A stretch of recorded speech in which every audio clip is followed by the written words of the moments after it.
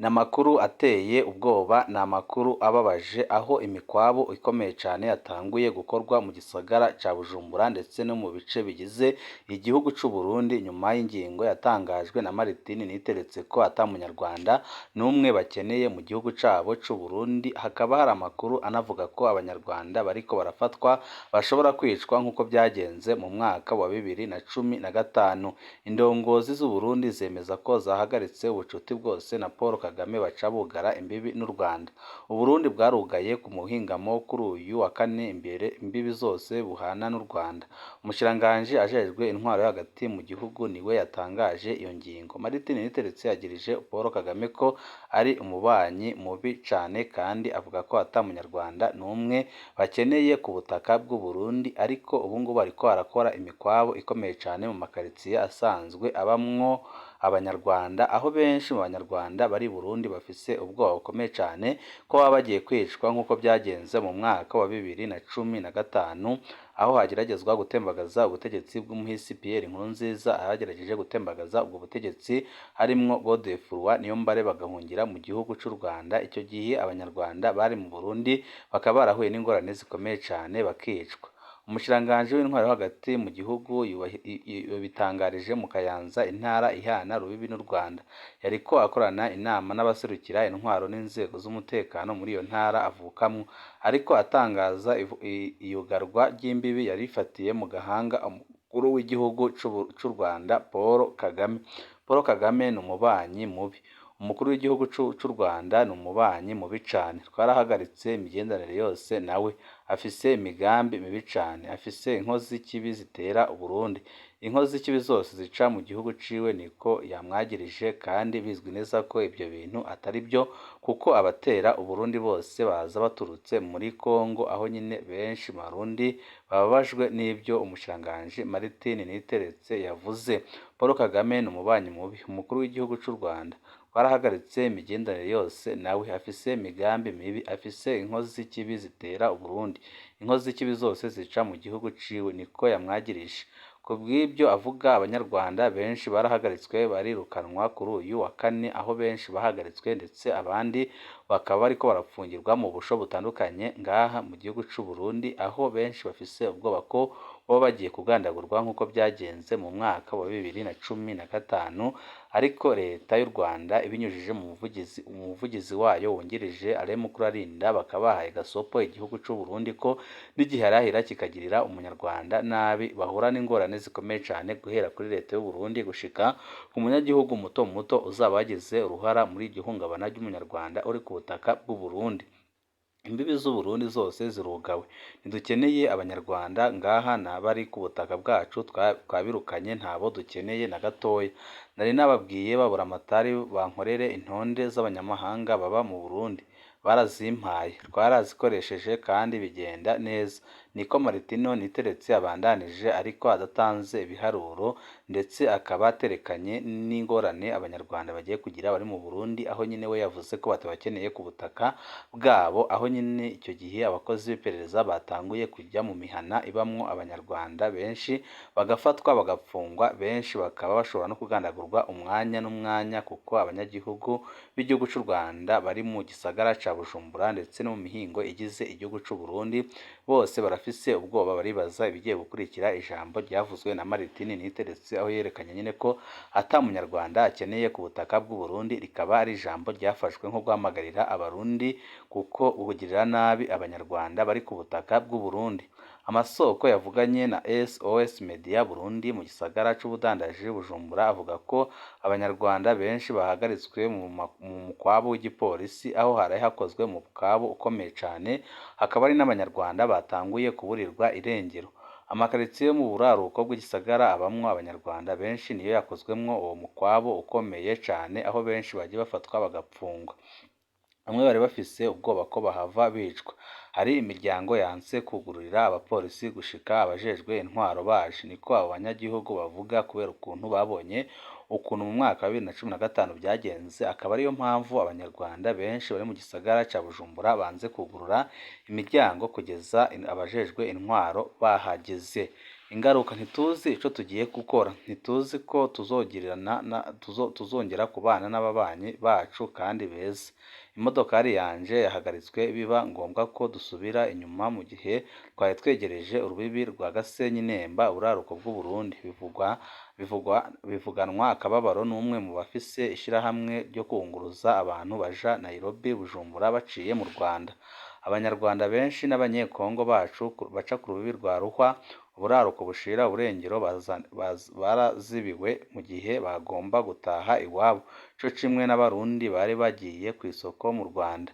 Niko byabonywe n'umumenyeshamakuru w'imboneshakure yacu, aho yavuze nyine ko ibintu biriko biraba biteye ubwoba. Turi ababanyi, ikituraje ishinga conyine ni ukubana neza n'Abanyarwanda. Nimba abategetsi bafise ibyo bapfa nibabitorere umuti bonyine batiriwe baradutera amagorwa. Ntibivugwa n'umwe mu badandaza bo mu Rugombo mu ntara ya Cibitoke mu buraruko bushira uburengero bw'u Burundi.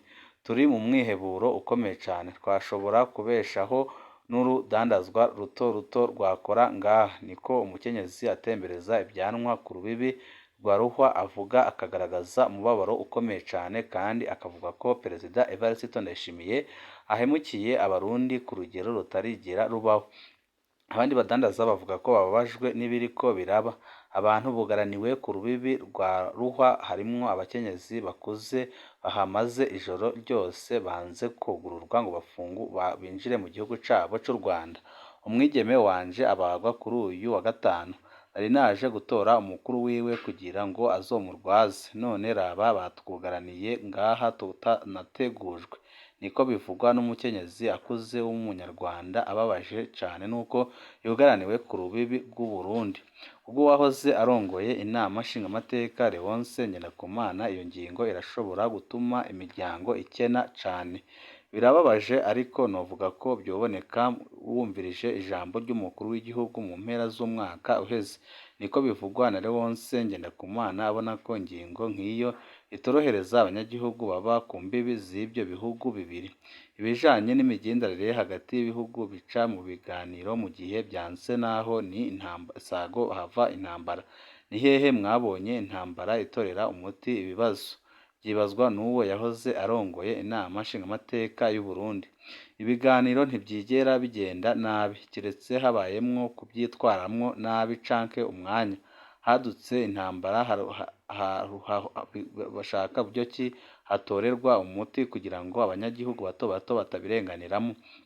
Hadutse intambara haruhira kuba ibiganiro, ariko ikibabaje imiryango iba yashizwe mu bukene budasanzwe. Niko yarangije mu kiganiro ciyaguye yahaye SOS Media Burundi, aho yagaragaje ko leta y'u Burundi ikoze amakosa akomeye cane yo kugara imipaka. Iyo ngingo ifashwe iminsi mike nyuma y'ijambo ry'umukuru w'igihugu Evariste Ndayishimiye yagiriza u Rwanda guha indaro imirwi y'abagwanyi b'iterabwoba b'Abarundi harimwo Red Tabara acumbitse muri Sud Kivu mu buseruko bwa Kongo. Uwo murwi wikekwa n'abategetsi b'u Burundi kuba ari wo wishe abantu 20 harimwo abakenyezi bibungenze n'inzoya mu gitero c'abitwaje ibigwanisho co kuwa 20 Kigarama 2023 mu gice ca Vugizo muri zone Gatumba hafi y'urubibi rw'u Burundi na Kongo. Irateye isoni.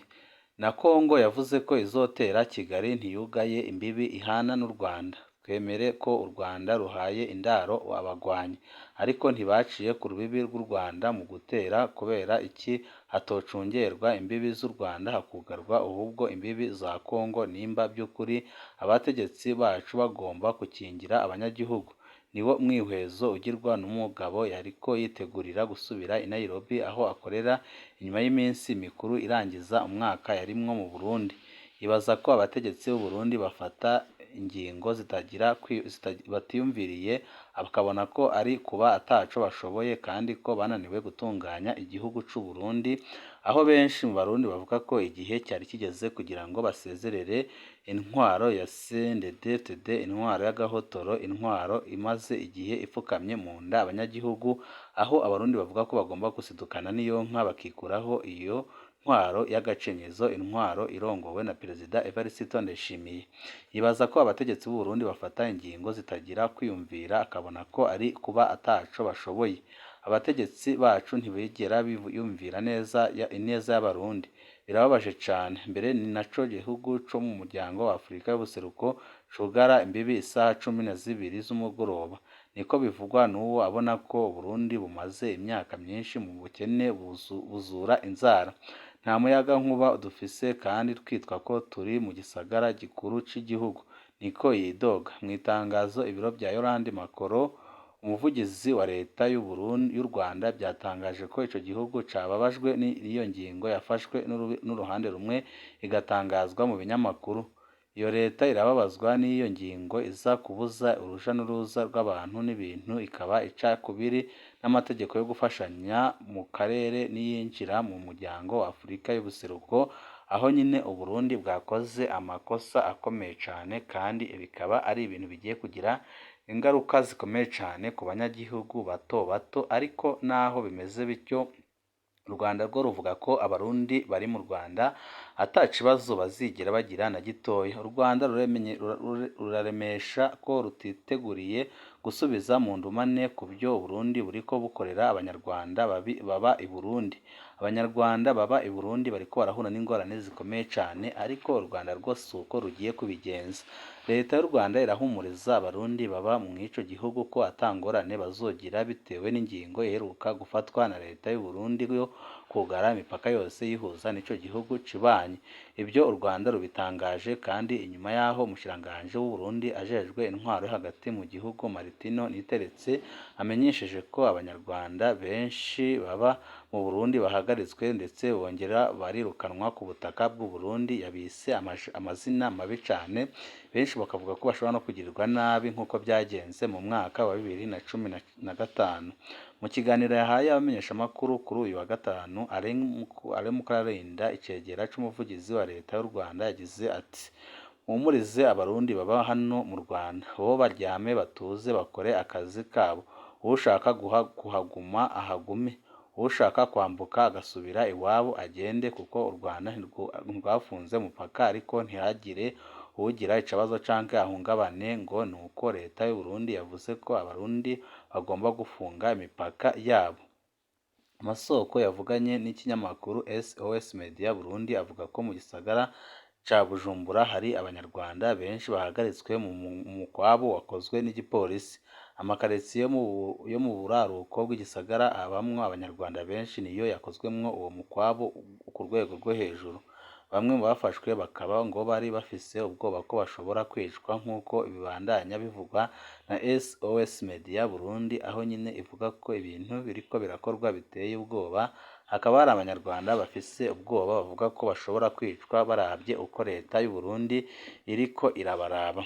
Naho hatatomoye neza kuri ico kibazo, umuryango w'ibihugu vya Afurika y'ubuseruko EAC usa na wowe wagize ico uvuga ku ngingo yafashwe n'u Burundi yo kugara imipaka yose buhuza n'u Rwanda, aho uhamagarira ibihugu byose byo muri uyu muryango bitumvikana kwama na ntaryo bikurikize uburyo bwo gutatura amatati busanzwe butegekanywa n'iryo shirahamwe imbere yo gufata ingingo zindi.